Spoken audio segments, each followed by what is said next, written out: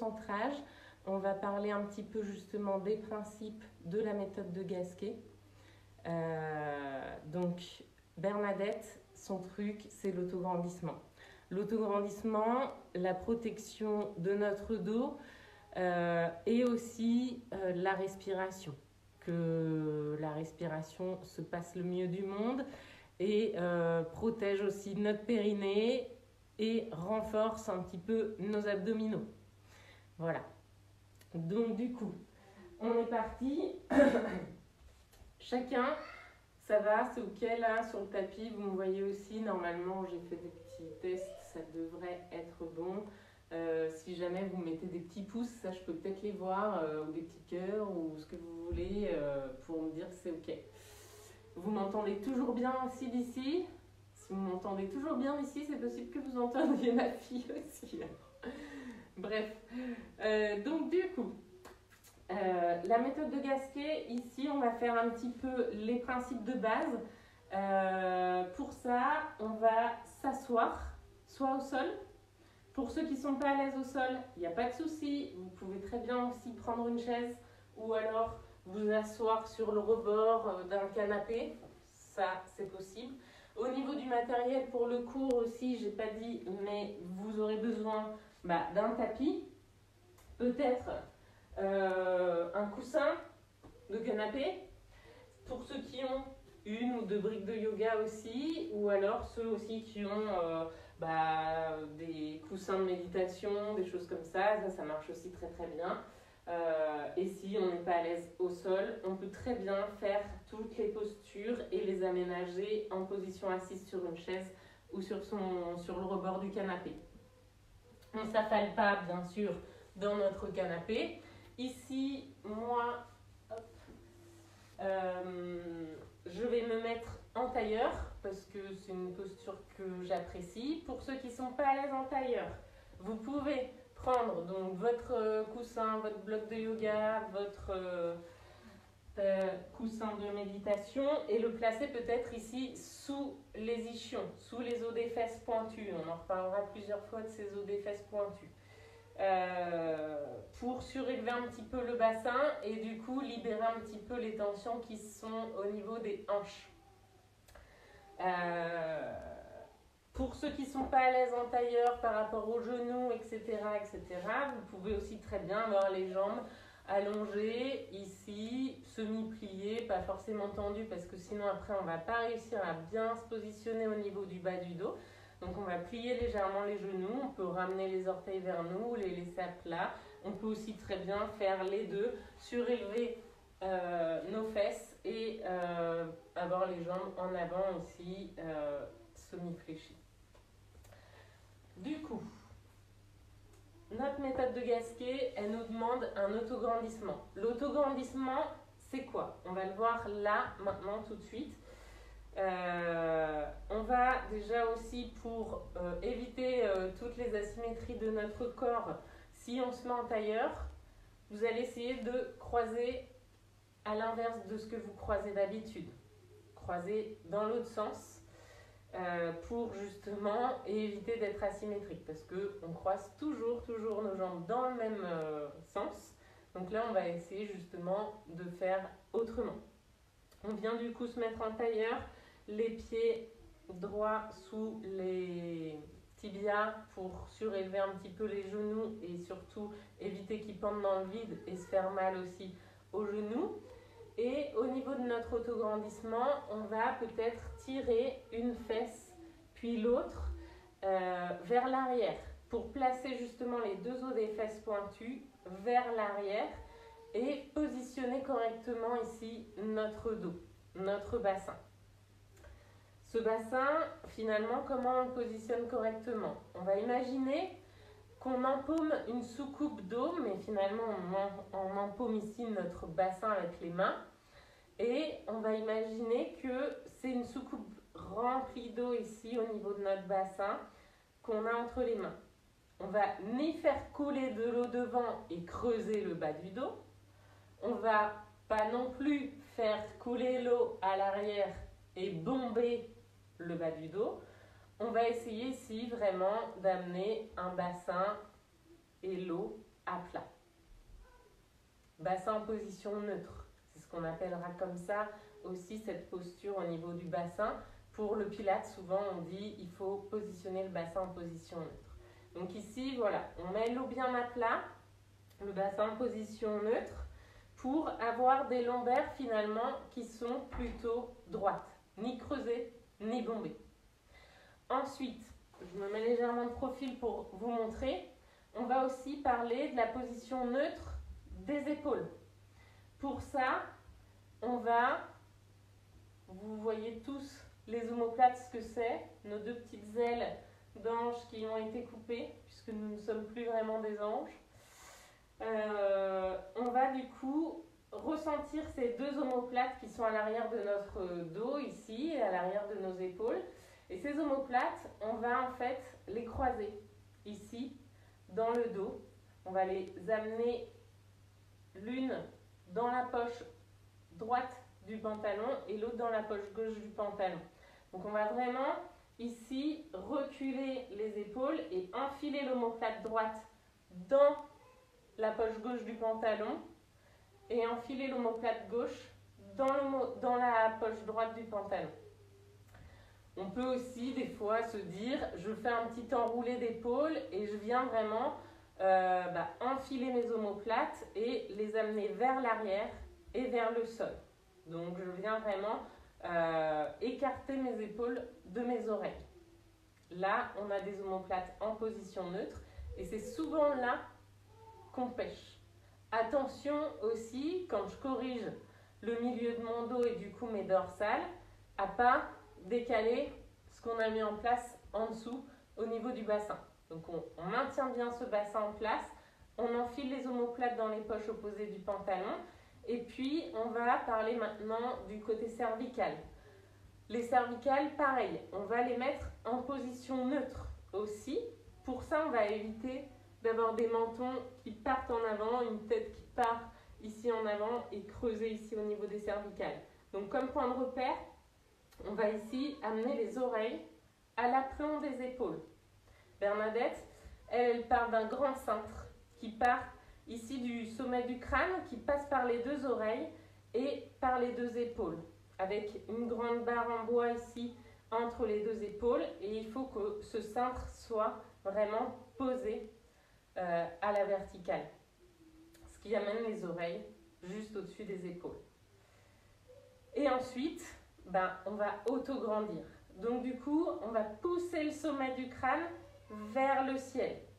Comme si finalement, on avait une jarre sur la tête et qu'on soulevait cette jarre, qu'on la repoussait très haut, loin dans le ciel. Ici, on a un bel auto-grandissement. C'est ça qu'on cherche dans la méthode de Gasquet. On va vraiment travailler sur cet autograndissement, s'enraciner les fesses dans le sol, le sommet du crâne, lui, bien haut dans le ciel. Et on y va, on repousse, on enfile les omoplates, on aligne nos oreilles et là on a un bel autograndissement. Pour ceux qui ne sont pas habitués, ça peut être douloureux, surtout souvent ça fait un peu mal entre les omoplates ici. C'est un petit peu sensible parce que ça ne travaille pas souvent correctement. Donc ici, on a un bel autograndissement. Cet autograndissement, il faudrait le tenir tout au long de notre vie. Un peu compliqué là, comme ça, vu d'ici. Donc du coup, on va au moins essayer de le tenir tout au long de nos postures ici dans ce cours, en tout cas. Et après, je vous invite vraiment à le pratiquer le plus souvent possible dans la vie quotidienne, chez vous à la maison, et à éviter surtout en ce moment, dans cette période de confinement où on est beaucoup dans le canapé peut-être pour certains, ou en tout cas beaucoup en position assise, et où on va s'adosser sur les dossiers de chaises, sur les bons canapés confortables, etc. Ça on évite parce que vraiment c'est ça qui provoque des douleurs en bas du dos, des hernies, etc., etc. Une mauvaise posture au niveau du dos. Donc on vient vraiment ici se mettre dans cet autograndissement. Et ensuite, on va parler un petit peu de notre respiration. La respiration, en fait, elle va nous aider à engager un petit peu notre périnée. Hyper intéressant tout ça aussi pour tout ce qui est pré- post-natal. Bernadette, elle fait aussi plein de cours. Elle est vraiment spécialisée là-dedans. Moi, c'est comme ça que j'ai connu sa méthode. C'est grâce à mes 2 enfants. La petite qui hurle encore là-haut, qui n'est toujours pas endormie. Mais je reste concentrée, je suis avec vous dans le moment présent.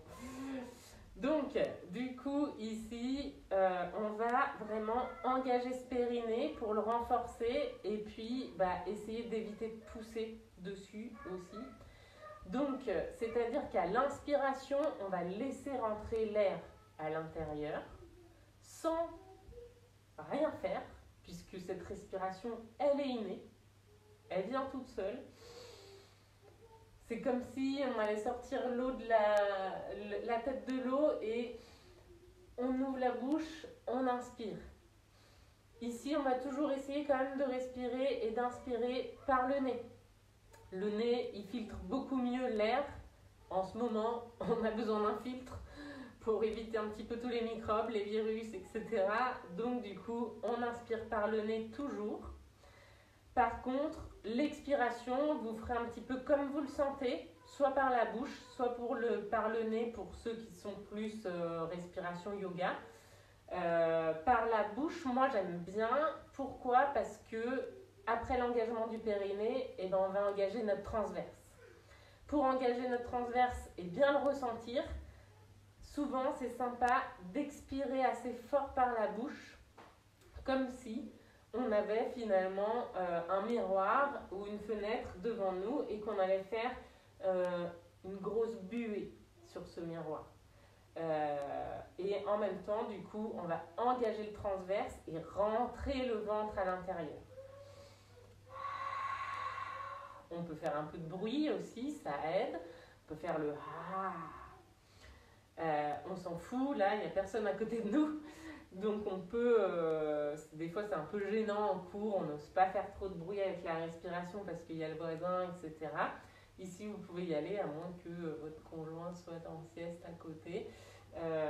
Mais voilà, vous pouvez très bien faire un petit peu de bruit pour bien ressentir un petit peu ce ventre qui rentre, ce transverse qui s'engage.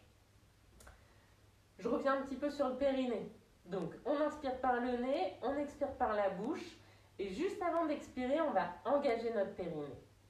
Notre périnée, c'est quoi ? C'est notre plancher pelvien. On en a tous un. Les femmes comme les hommes. Oui. Même les animaux, tout le monde a un périnée. C'est le plancher pelvien. C'est un muscle qui forme un petit dôme inversé entre les 2 os des fesses pointues, justement, et le pubis et le coccyx. Donc on a plusieurs fascias musculaires, donc plusieurs couches, plusieurs enveloppes qui vont venir ici fermer le bas de notre tronc, d'accord ? Et du coup, ça, on va essayer de l'engager, de le contracter. Pour ça, on va faire comme si on retenait l'envie d'aller aux toilettes. On va retenir l'envie de faire pipi sur notre tapis. C'est un petit peu ça, c'est un peu bizarre, mais c'est ça.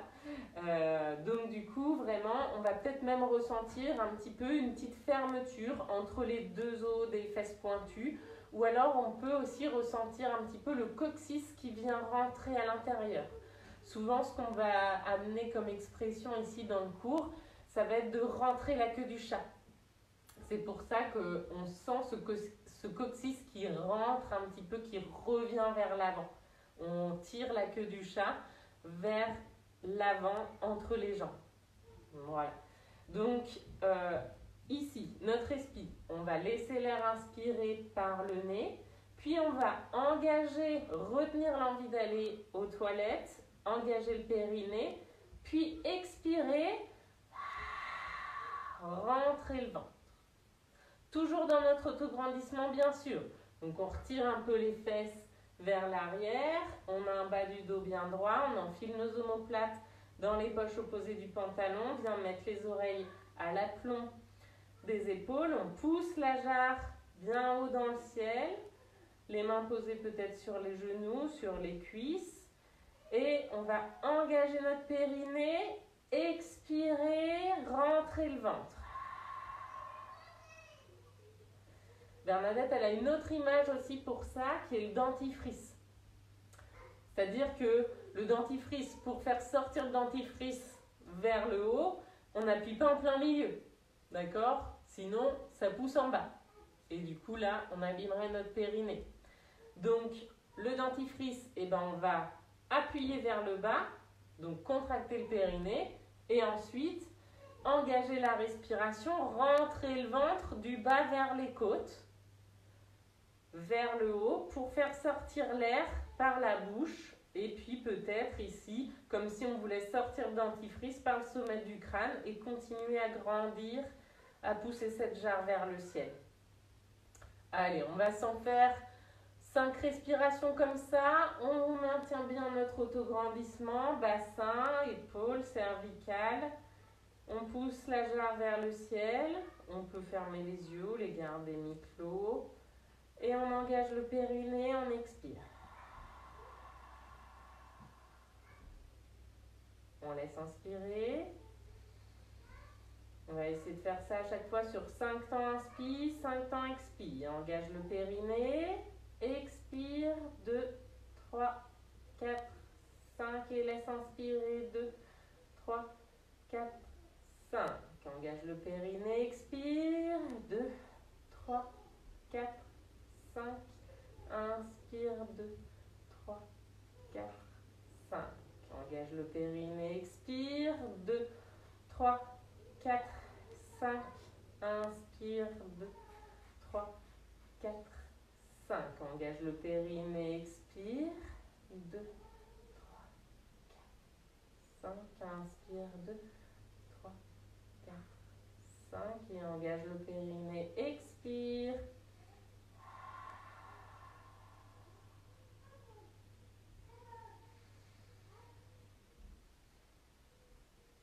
Voilà.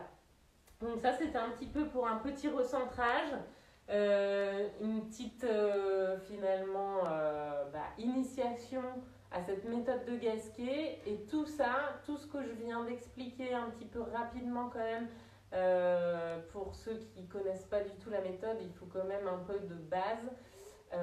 Donc toute cette posture et toute cette respiration, on essaiera vraiment de la tenir à fond dans tous nos exercices ici dans ce cours au moins, et essayer peut-être de le pratiquer simplement 10 minutes par jour ou 5 minutes par jour assis sur une chaise sans mettre le dos sur le dossier de la chaise ou en tailleur par terre ou à l'avant du canapé, voilà.